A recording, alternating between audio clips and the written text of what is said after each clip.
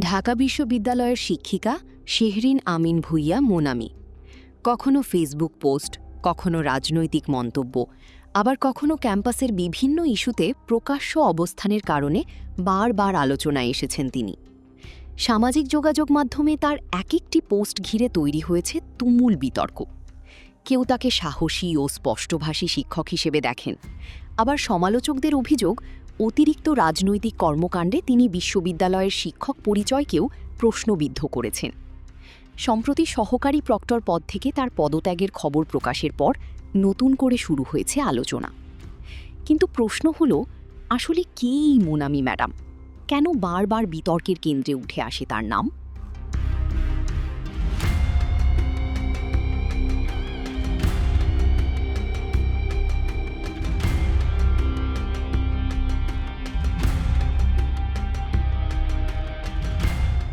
শেহরিন আমিন ভূঁইয়া মোনামি ঢাকা বিশ্ববিদ্যালয়ের লোকপ্রশাসন বিভাগের শিক্ষক। প্রায় ৭ বছর আগে তিনি বিশ্ববিদ্যালয়ে শিক্ষক হিসেবে যোগ দেন। শিক্ষকতার পাশাপাশি প্রশাসনিক দায়িত্বেও সক্রিয় ছিলেন। সহকারী প্রক্টর হিসেবে বিভিন্ন সময় শিক্ষার্থীদের নানা ইস্যুতে সরাসরি ভূমিকা রাখতে দেখা গেছে তাকে। তবে ধীরে ধীরে তিনি শুধু একাডেমিক পরিচয়ের মধ্যে সীমাবদ্ধ থাকেননি। সামাজিক যোগাযোগ মাধ্যমে সরব উপস্থিতি, সমসাময়িক রাজনৈতিক ইস্যুতে প্রকাশ্য মতামত এবং বিভিন্ন বিতর্কিত বিষয়ে মন্তব্যের কারণে আলাদা পরিচিতি তৈরি হয় তার।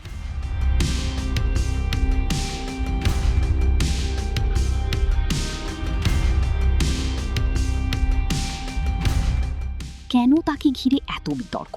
মোনামি ম্যাডামের নাম সবচেয়ে বেশি আলোচনায় আসে তার ফেসবুক পোস্ট, লাইভ এবং রাজনৈতিক মন্তব্যকে ঘিরে।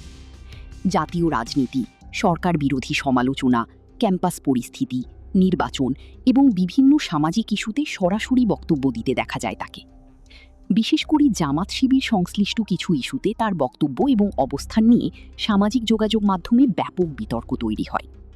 সমালোচকদের দাবি, তার কিছু বক্তব্যে শুধু রাজনৈতিক অবস্থানই নয়, বরং জামাত শিবির ঘরানার রাজনীতির প্রতি নরম মনোভাবও প্রকাশ পেয়েছে।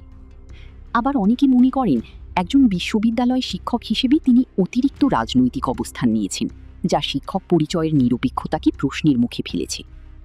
অন্যদিকে তার সমর্থকদের দাবি, তিনি কেবল নিজের মত প্রকাশ করেছেন।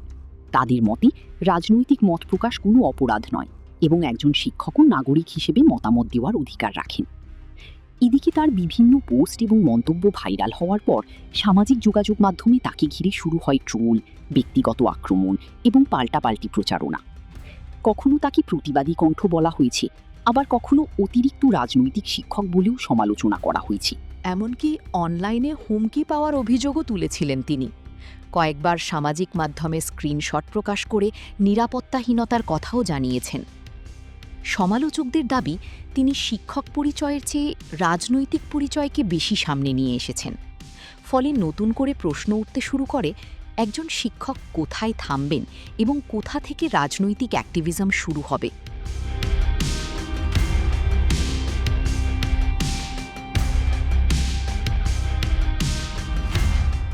পদত্যাগ কেন নতুন আলোচনার জন্ম দিল? সম্প্রতি সহকারী প্রক্টর পদ থেকে মোনামি ম্যাডামের পদত্যাগের খবর প্রকাশ হওয়ার পর নতুন করে শুরু হয় আলোচনা। যদিও আনুষ্ঠানিকভাবে বিস্তারিত কারণ স্পষ্ট নয়, তবে বিভিন্ন মহলের ধারণা, দীর্ঘদিনের রাজনৈতিক বিতর্ক, সামাজিক যোগাযোগ মাধ্যমের চাপ এবং প্রশাসনিক অস্বস্তি এই সিদ্ধান্তের পেছনে ভূমিকা রাখতে পারে। কারণ বাংলাদেশের পাবলিক বিশ্ববিদ্যালয়গুলোতে শিক্ষক পরিচয়, রাজনৈতিক অবস্থান এবং প্রশাসনিক দায়িত্ব প্রায়ই একে অপরের সঙ্গে জড়িয়ে যায়। আর মোনামি ম্যাডামের ঘটনাও যেন সেই বাস্তবতারই আরেকটি উদাহরণ। কারো কাছে মোনামি ম্যাডাম সাহসী এবং স্পষ্টভাষী শিক্ষক, কারো কাছে বিতর্কিত রাজনৈতিক অবস্থান নেওয়া একাডেমিক মুখ।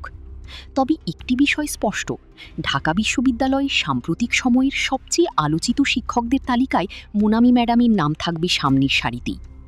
আর তাকে ঘিরে বিতর্ক শুধু একজন শিক্ষককে নিয়েই নয়, এটি নতুন করে সামনে এনেছে ক্যাম্পাস রাজনীতি, সামাজিক যোগাযোগ মাধ্যম এবং একজন শিক্ষকের ব্যক্তিগত মত প্রকাশের সীমারেখা নিয়ে বড় প্রশ্ন।